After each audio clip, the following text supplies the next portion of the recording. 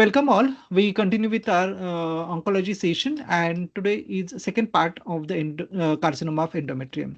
So in the first session on CA endometrium, what we discussed was the staging mainly, okay, and also the lymphatic drainage, surgical anatomy we have discussed, and FIGO 2023 staging also we have discussed. So this today's talk is mainly about the epidemiology, then risk factors, pathogenesis, then the cancer genome atlas, molecular classification, prognostic factors, clinical presentation, diagnosis, and preoperative work. And this is mainly based on the FIGO Cancer Report 2021. Okay, because in 2023 they have mainly focused on the staging aspect, but the rest of the things like these epidemiology, prognostic factors, pathogenesis, that remains same. Okay, so there is no change in that. That is the very basic things. Okay, so we continue. Coming to the epidemiology of endometrial carcinoma, endometrial carcinoma is the most common gynecological malignancy in the high and middle income countries. The sixth most common malignant tumor it is. Okay, uh, sixth most common malignant disorder worldwide. Incidence is considerably higher in high income countries than the low income countries. The incidence is increasing worldwide, and the important contributors to the increasing incidence include obesity and physical inactivity, as well as increasing life expectancy and aging population. Obesity is very important, or the particularly associated with endometrioid variety of endometrial carcinoma and early age at diagnosis. So this is very important. This obesity associated endometrial carcinoma is mainly endometrioid of variety of endometrial carcinoma. Okay, so obesity has got a association with endometrial carcinoma EEC, and generally it is detected at earlier age and it has got a better prognosis. Okay, so from examination point of view, you should remember the major epidemiological drivers for endometrial carcinoma are obesity and increasing age and the life expectancy which is increased. Okay, so the FIGO 21 report specifically emphasizes about the obesity, physical inactivity, and aging as an important contributors to the higher incidence in the high income countries. Okay, so what are the risk factors for this endometrial carcinoma? There are many risk factors. They are divided as a metabolic, such as obesity, diabetes mellitus, then hormonal or estrogenic, that is the unopposed estrogen exposure, then reproductive, associated with the nulliparity, infertility, and ovulation. Then you have menstrual factors such as early menarche, late menopause, ovarian, such as estrogen producing ovarian tumors like granulosa cell tumor, then genetic factors like Lynch syndrome, drug related such as tamoxifen, then age related such as increasing age, lifestyle such as physical inactivity, and endometrial precursor lesions such as atypical endometrial hyperplasia or endometrial intraepithelial neoplasia. Okay, so these are the risk factors for the endometrial carcinoma. Now, obesity and endometrial cancer association is well known, and you should know why this obesity causes the or why the incidences of endometrial cancer is high in obese patients. Obesity is associated with increased peripheral conversion of androgen into estrogen, and this is through the aromatase activity in the adipose tissue. Okay, so that leads to the increased estrogen exposure, leading to the endometrial proliferation, hyperplasia, and increased risk of endometrial carcinoma. Okay, so this is one of the important mechanism, that is the peripheral conversion of androgen to estrogen through the aromatase activity in the adipose tissue, that leads to the increased estrogen exposure, leading to the endometrial proliferation, hyperplasia, and increased risk of endometrial carcinoma. Apart from this, there are certain additional mechanisms which are associated with the obesity, and these are insulin resistance, then hyperinsulinemia, then chronic inflammation, and altered adipokines. Okay, so basically these altered adipokines means basically this adipose tissue is not only an organ, but it acts like a it's not only fat tissue as such, but it acts like an endocrine organ, and there are many adipokines which are secreted, and there is an imbalance between the two, and that is one of the factor which is associated with the endometrial carcinoma. Okay, so these mechanisms contribute to the endometrial carcinogenesis. Okay, so one of the important point in the FIGO 2020 is the obesity is particularly associated with endometrioid type of endometrial cancers, supporting the concept that endometrioid and non-endometrioid cancers may develop through different carcinogenic pathways. Okay, so obesity is associated with the endometrioid type. Okay, then there are certain protective factors. So what we have seen up till now were the risk factors. Now, what are the protective factors against the endometrial carcinoma? So one is a physical activity. Second, combined estrogen, progesterone, menopause, hormone therapy. Next is a pregnancy, prolonged exposure to the progesterone, and combined oral contraceptive use. So basically, progesterone related hormone what you can say exposure is associated with the protective. Okay, for the endometrial carcinoma. Then unopposed estrogen will have the increased risk, while estrogen plus progesterone will have the protective effect. Okay, so the FIGO report specifically notes the protective association of the physical activity and continuous combined estrogen plus progesterone therapy is a protective. Okay, another drug is tamoxifen. Okay, tamoxifen is a SERM, that is a selective estrogen receptor modulator, and it has got agonistic as well as antagonistic activity. Okay, so in the breast tissue, it has got an anti-estrogenic effect, while in the endometrium, it has got a partial estrogenic effect on the endometrium. So therefore, long-term tamoxifen exposure is associated with the increased risk of endometrial carcinoma. Okay, so why does tamoxifen increase the risk of endometrial carcinoma? Because it has got a partial estrogenic effect on the endometrium. The next risk factor is a Lynch syndrome. Okay, so it is a genetic syndrome basically associated with the cancers in various organs. Okay, so Lynch syndrome is an inherited cancer predisposition syndrome caused by the pathogenic germline variants affecting the DNA mismatch repair genes. So this you should know, where is the defect? It is the DNA mismatch repair gene that is defective. Okay. And for the Lynch syndrome, there is a separate video I have put on the YouTube. You can go through this video because this can be a separate short note. Okay, so Lynch syndrome is an inherited cancer predisposition syndrome caused by the pathogenic germline variants affecting the DNA mismatch repair genes.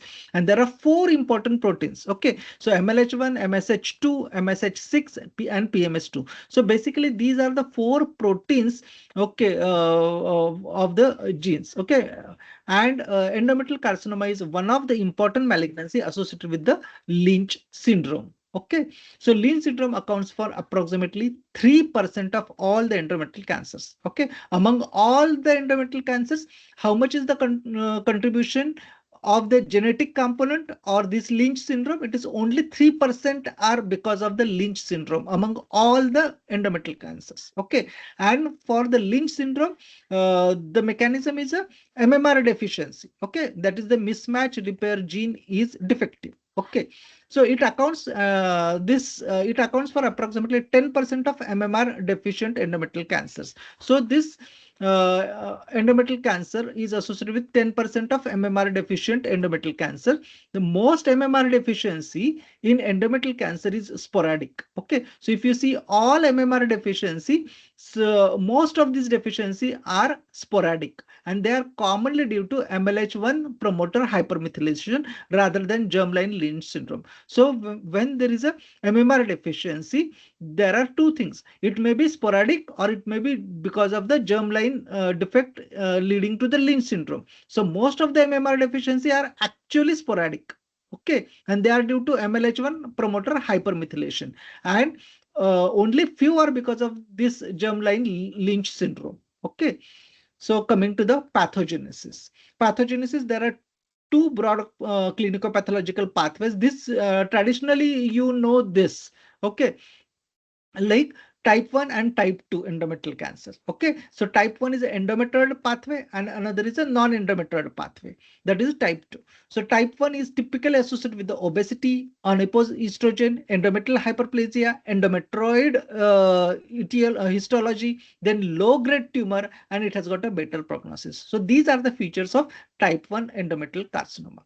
Well, type 2 or non-endometrioid pathway, it typically shows serous carcinoma, clear cell carcinoma, carcinosarcoma associated with the older age, atrophic endometrium, high grade disease, and more aggressive tumor. Okay, so this is typically associated with older age and the atrophic endometrium. While here it is a atypical endometrial hyperplasia or the atypical endometrial hyperplasia leading to further endometrial carcinoma, endometrioid variety of endometrial carcinoma. Okay, so the type 1 and type 2 classification is useful for understanding the traditional pathology or pathogenesis, but it has been increasingly replaced by the molecular classification for the prognostic and therapeutic purposes. So this is the classification from pathology point of view, but what we should know nowadays is the molecular classification because it is of prognostic and therapeutic significance. Okay, so coming to the molecular classification of endometrial carcinoma, that is TCGA molecular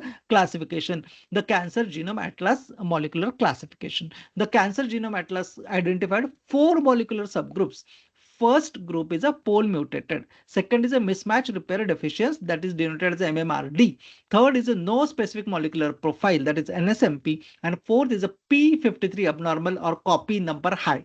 Okay, so these 4 groups you should know: POLE-mutated, MMRd, then NSMP, and P53 abnormal. So these are the 4 groups of the molecular classification, and we have seen in MMRd there were 4 proteins. Okay, that is MSH2, MSH6, PMS2, etc., etc. Okay, so coming to these 4 molecular subgroups, so pole mutation, that is the pathogenic pole mutation. It is actually polymerase epsilon mutation, and that has got the excellent prognosis. So if you have got these mutation or molecular classification among all the 4 types, this pole mutation has got the excellent prognosis. Okay, now second one is a MMRD. Okay, mismatch repair deficiency or micro instability. Okay, so this has got an intermediate prognosis, and NSMP has got an intermediate prognosis. NSMP is a no specific molecular profile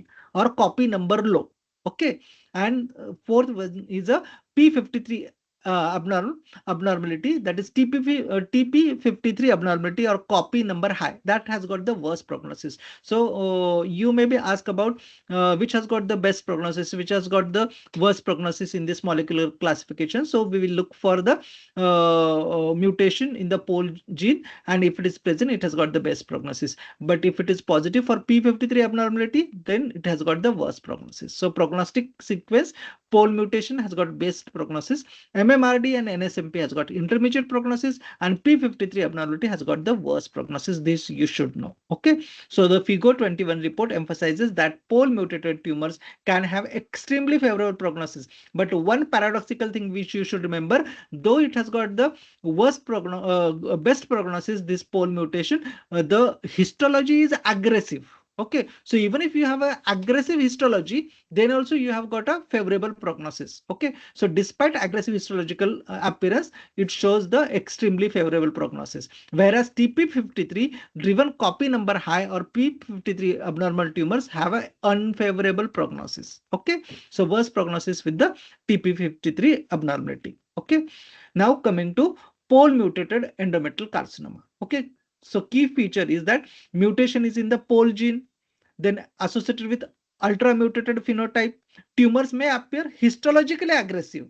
Okay, but pole mutation has got an excellent prognosis. So in the Viva, if you are asked which subtype has got the best prognosis, so pole mutated endometrial carcinoma has got the best prognosis. Then MMR deficient endometrial carcinoma.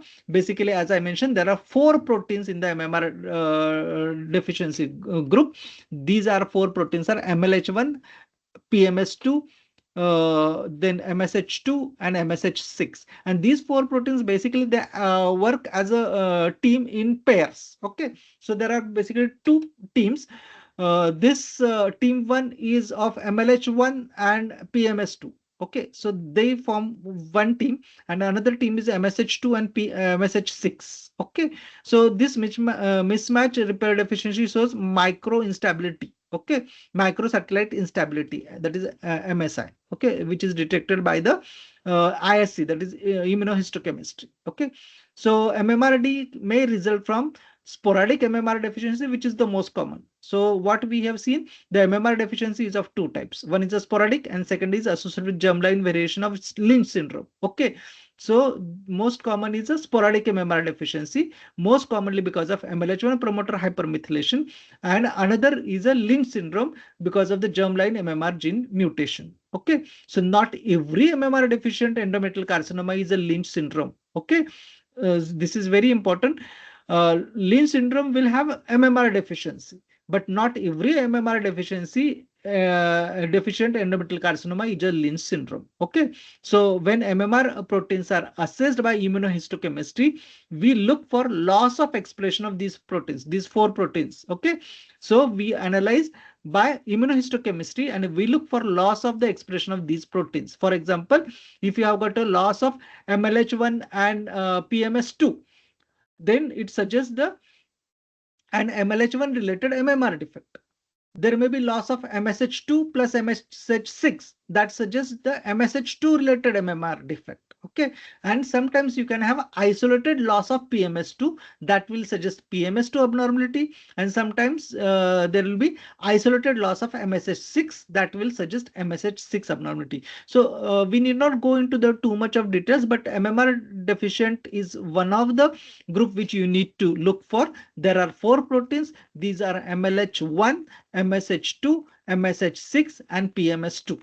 Okay, and they are detected by the ISC, and there is a microinstability. So these are few things which you should know. So POLE we have seen, MMR deficiency we have seen, Lynch syndrome we have seen few important things. Okay, now third group of molecular classification is NSMP. Okay, no specific molecular profile. This NSMP represents tumor that do not fulfill the criteria for POLE mutation, MMR deficiency, and P53 abnormality. So this is by exclusion you put this into NSMP class. Okay, so this category is by exclusion. So you have to exclude the POLE mutation, MMR deficiency, P53 abnormality. So historically it will correspond approximately to the copy number low group. Okay, so prognosis here is intermediate, relatively favorable compared to the P53 abnormal cancer. Okay, so this MMR deficiency and this NSMP has got an intermediate prognosis. POLE has got best and P53 has got worst. Okay, now last group is a P53 abnormal or copy number high group. Okay, so NSMP was copy number low. Here it is a copy number high group.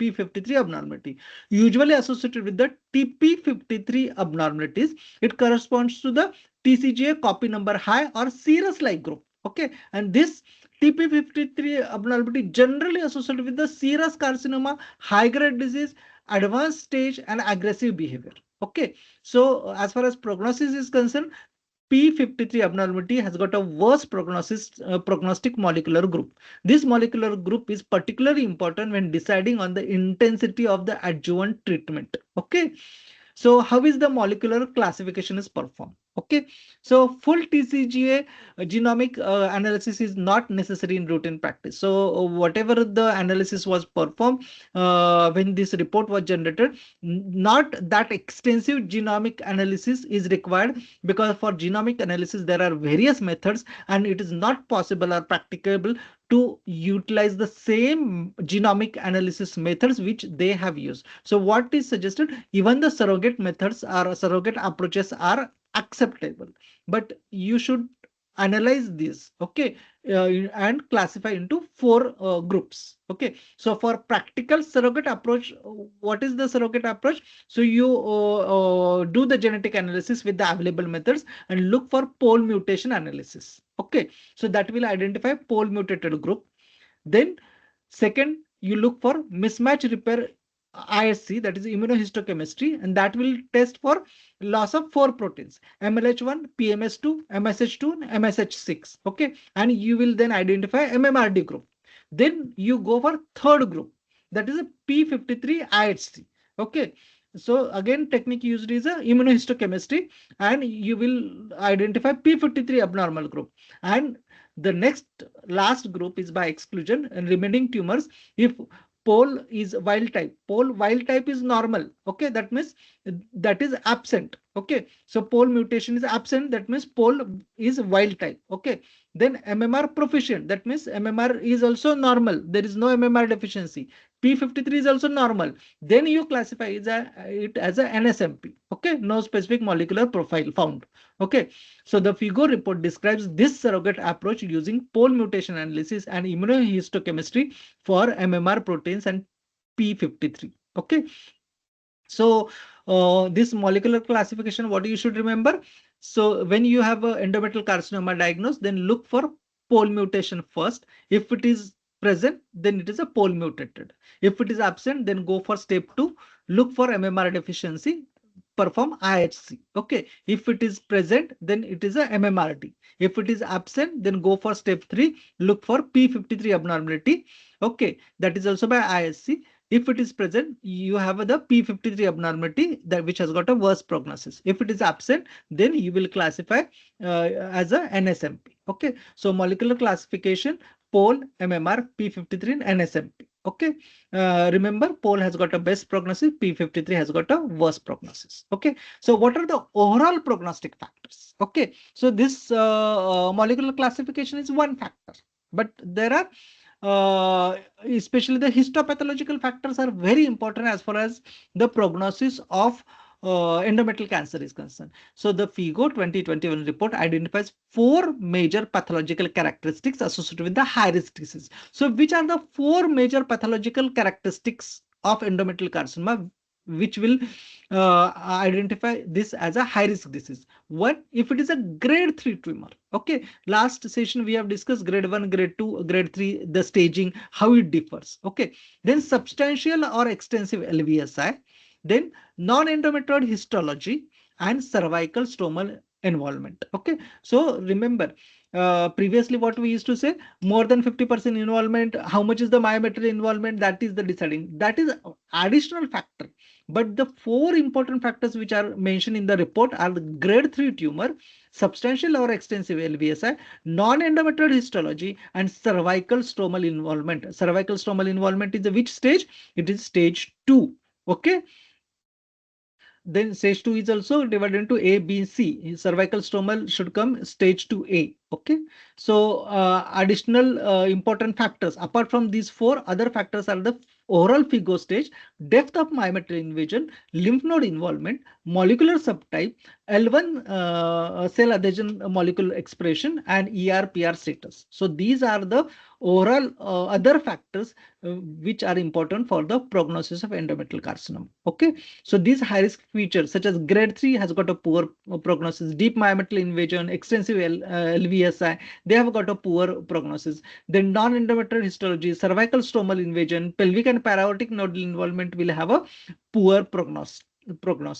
Then P53 abnormality has got a worst prognosis. POLE mutation will have the excellent prognosis among all the 4 classes. Okay, L1C adhesion molecular overexpression has got a adverse, and ER/PR negativity will have a adverse. So if it is a estrogen or progesterone receptor positive tumor, will have a better prognosis.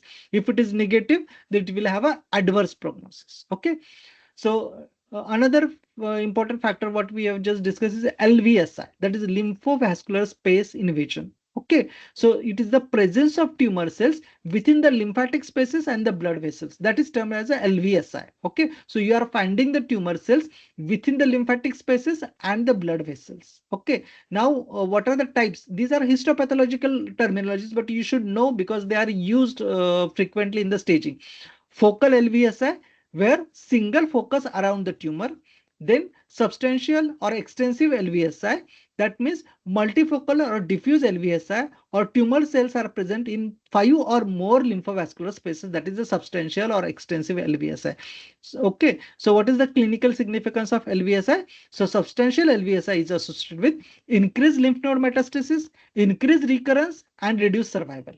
Okay, so important point is that in stage 1 carcinoma, that means we are talking about the early stage disease. Okay, in stage 1 endometrial carcinoma, LVSI may have greater prognostic significance than the simple distinction between FIGO 1A and 1B. So previously what we used to say 1A and 1B depending upon myometrial invasion, but if you have got this LVSI with earlier stage may have the worst outcome as compared to the next substage which does not have LVSI. Okay, that is what is the significance of the LVSI. Now coming to the clinical presentation of the patients with the endometrial carcinoma. So this also can be asked in the Viva. Most important symptom of endometrial carcinoma is the postmenopausal bleeding. But another thing you remember that when the patient presents with the postmenopausal bleeding, the uh, most common causes of the post menopausal bleeding is not associated with the malignancy, but other such as atrophic endometrium, senile vaginitis. These are non-malignant causes are most important. But the commonest presentation for the endometrial carcinoma will be postmenopausal bleeding. Okay, so any postmenopausal bleeding should be considered as endometrial carcinoma until proven otherwise. Okay, so other presentations for endometrial carcinoma will be abnormal uterine bleeding, intermenstrual bleeding, heavy menstrual bleeding, watery vaginal discharge, pelvic pain, advanced disease, that is the pelvic mass, constitutional symptoms. Symptoms may be related to the metastasis also. Okay, so what is the most common presenting symptom of endometrial carcinoma? It is the postmenopausal bleeding. Okay, so why does endometrial cancer generally have a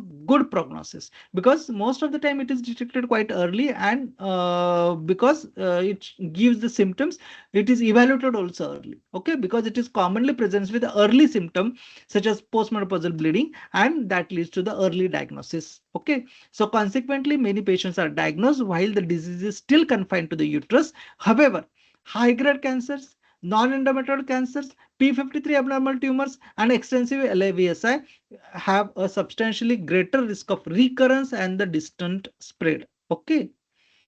Now, is there any role of screening in endometrial carcinoma?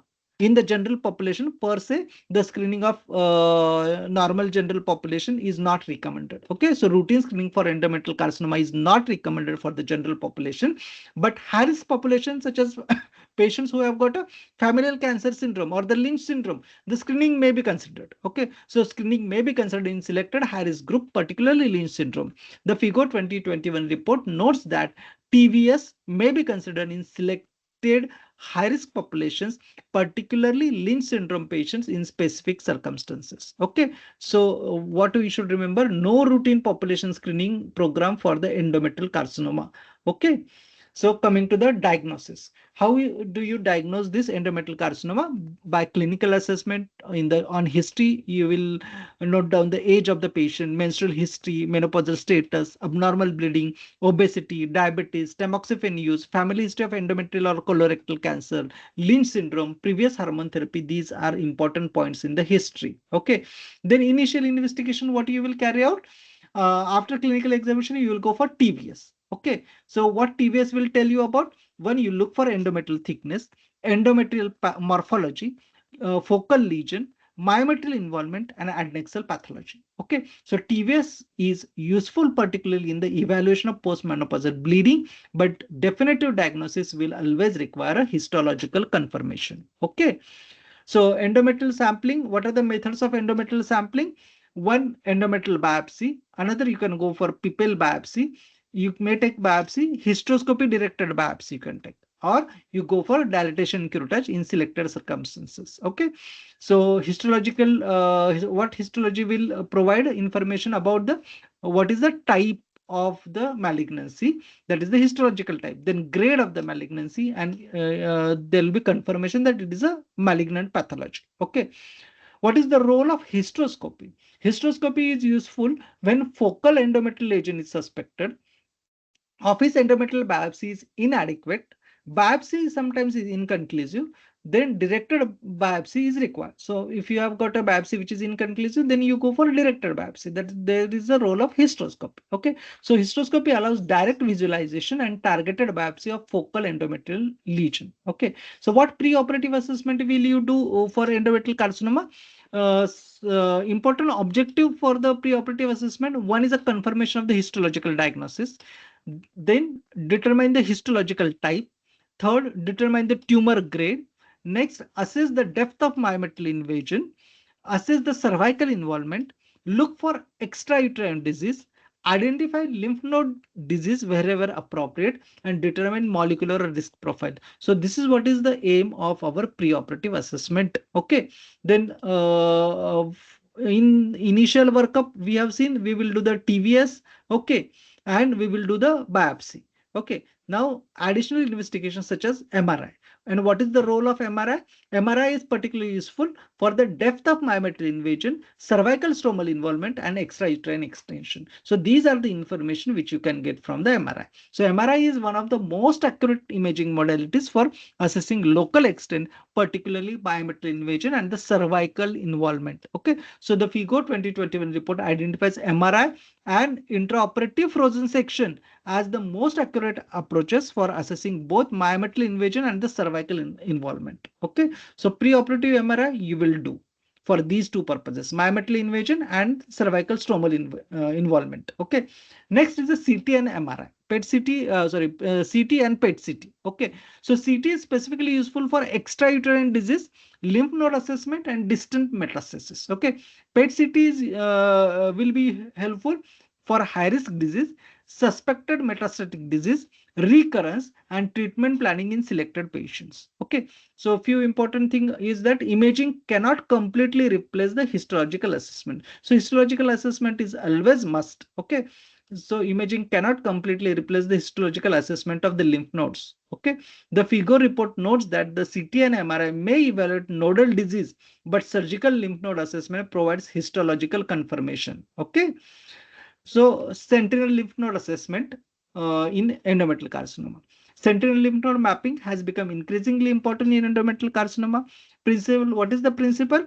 The first draining lymph node from the primary tumor, you take the that lymph node and do the histopathology for that tumor.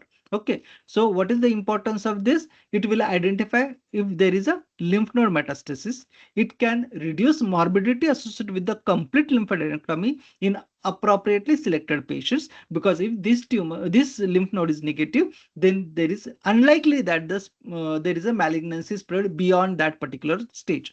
Okay, so you are going to completely avoid the morbidity which is associated with the full pelvic and para-aortic lymphadenectomy. Then ultra staging is recommended when you do the sentinel lymph nodes. Okay, so the FIGO 2021 report specifically recognizes the sentinel lymph node biopsy as an increasingly used method for identifying node positive disease and recommends pathological ultra staging. Okay, so what is the importance of ultra staging that we have seen last time? So we will summarize the investigation. TVS is the first investigation we have seen, that is for endometrial assessment. Then endometrial biopsy for histological diagnosis, hysteroscopy plus biopsy mainly for focal lesions or if the biopsy is inadequate. Then what is the role of MRI? Mainly for myometrial invasion and the cervical involvement. Then you have a CT scan for extrauterine or nodal disease or the distant disease you can find out. For PET CT, it is important for selected high-risk cases or advanced and recurrent cases. Okay, sentinel lymph node mapping. Here you have to do the nodal staging. Ultra staging is important. Histopathology is important because it will give you the type and grade of the tumor, and molecular testing you should know different classification. There are 4 classes. 3 you are going to test: POLE, MMR, P53. So if you cannot classify into either this, then it will be NSMP. Okay, so we will summarize whatever we have learned today. From epidemiological point of view, endometrial carcinoma is the most common gynecological malignancy in high-risk income countries. Obesity is a major risk factor. Incidence is increasing. And remember, unopposed estrogen is associated with obesity, nulliparity, early menarche, late menopause, anovulation, estrogen producing ovarian tumor, and estrogen only HRT. And other factors which are not related to estrogen, but they are important, such as diabetes, tamoxifen, and Lynch syndrome. Okay, so molecular classification, 4 classes you will remember: POLE, MMRd, NSMP, and P53 abnormality. Best prognosis for POLE mutation, worst prognosis for P53 abnormality. High risk features are the grade 3 disease, deep myometrial invasion, extensive LVSI, non-endometrioid histology, cervical stromal invasion, nodal disease, and P53 abnormality in the molecular subtype. Okay, so coming to the diagnosis, postmenopausal bleeding, you go for endometrial sampling and confirm by histology. MRI is particularly useful for myometrial invasion plus cervical stromal involvement. Okay, so there can be some viva questions such as most common presenting symptom for endometrial carcinoma is a postmenopausal bleeding. Major modifiable factor, risk factor is a obesity. Most common histological type is a endometrioid variety of endometrial cancer.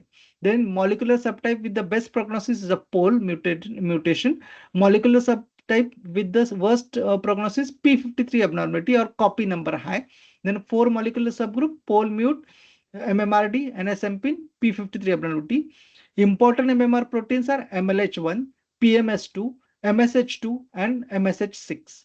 Most common cause of MMR deficiency in sporadic endometrial cancer is a MLH1 promoter hypermethylation. Major imaging modality for assessing myometrial invasion is a MRI. Does positive peritoneal cytology will alter the FIGO staging? If you get a positive peritoneal cytology, no. You just have to document that the peritoneal cytology is positive, but the staging will remain same. Okay. So according to FIGO staging system discussed before in the last session, the staging remains same. Okay. So what is substantial LVSI? If it is a multifocal or diffuse LVSI or tumor cells are present in 5 or more lymphovascular spaces, then we call it as a substantial LVSI. Okay. What is the significance of LVSI? It is an important adverse prognostic factor and is associated with increased lymphatic spread and poor survival. Okay. So one stage summary: endometrial carcinoma, the risk factor, obesity, unopposed estrogen, diabetes, tamoxifen, Lynch syndrome. Histology: endometrioid, serous, clear cell, carcinosarcoma, and there are few others also. Okay. Then grading: grade 1, grade 2, grade 3. You have to do the grading. Molecular classification, 4 classes we have seen. The prognosis of POLE, that is best. Then P53 is poor. Clinical presentation as a postmenopausal bleeding, diagnosis by endometrial biopsy, local staging by MRI, nodal assessment, central lymph node, and importance of central lymph node, that also we have seen. And final risk assessment is staging plus histology plus grading, then myometrial invasion, LVSI, and molecular subtype. And this overall will give the or they are important for prognostic and adjuvant treatment. Okay. Then you will plan the treatment, which will be surgery plus minus radiotherapy plus minus chemotherapy plus minus hormonal or targeted treatment. So next session we'll finish with the treatment for the endometrial carcinoma. We stop here. Thank you.